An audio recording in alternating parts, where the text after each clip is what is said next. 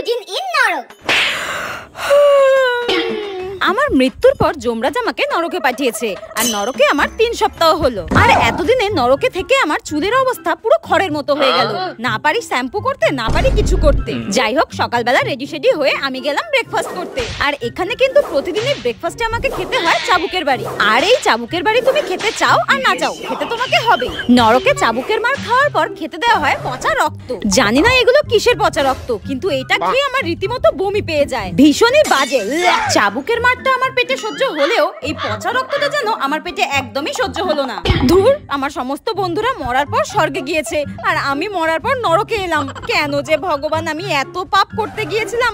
আজকে তাহলে আমিও আমার বন্ধুদের সঙ্গে স্বর্গে যেতে পারতাম, যদি ভালো কাজ করতাম। তাহলে স্বর্গে আজকে আমি পা দুলিয়ে দুলিয়ে রাজ করতাম। এখানেই নরকের মতো আমাকে পচা রক্ত আর চাবুকের মার খেতে হতো না।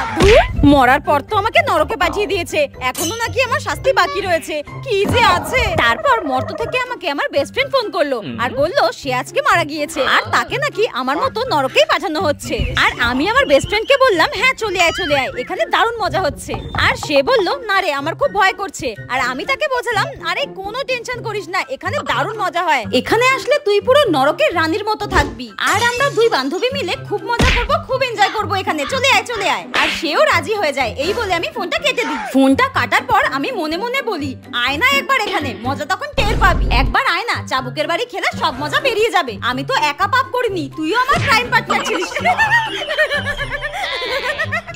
তারপর নরকে আমার হঠাৎই সুজাতার সঙ্গে দেখা। সে আমার স্কুল ফ্রেন্ড, আর তার আজকে শাস্তি শেষ হয়ে যাচ্ছে। আর সে আমাকে বলল টাটা, আমি নরক থেকে বিদায় নিচ্ছি। আমাকে যমরাজ বলেছে পরের জন্মে আমাকে কুকুর বানাবে। আর আমি বললাম তোকে কুকুর বানাবে কেন, তোকে মানুষ বানাবে না? সে আমাকে বলল সে নাকি যমরাজের কাছে নিজেই কুকুর হতে চেয়েছে, তার কারণ সে নাকি কুকুরের জীবনটাকেই বেশি পছন্দ করে। আমি মনে মনে ভাবলাম এ কি পাগল হয়ে গেল নাকি, আমরা তো দ্বিতীয়বার সবাই মানুষ রূপেই জন্ম নিতে চাই। সুজাতা আমাকে বলল আমার খুব মজা হচ্ছে, শেষ পর্যন্ত আমি কুকুর রূপে জন্ম নিতে পারছি। আমি বললাম কিন্তু তুই মানুষ রূপে জন্ম নিতে চাস না কেন? আরে মানুষদের জীবনে অনেক প্রবলেম থাকে, যেমন ধর problem, depression, anxiety, headache, money problem, বাপরে অনেক কিছু। এই এত প্রবলেম থাকে মানুষের জীবনে, আমি তো কোনোভাবেই মানুষ রূপে জন্ম নিতে চাই না। আমার কাছে তো কুকুরের লাইফই ভালো।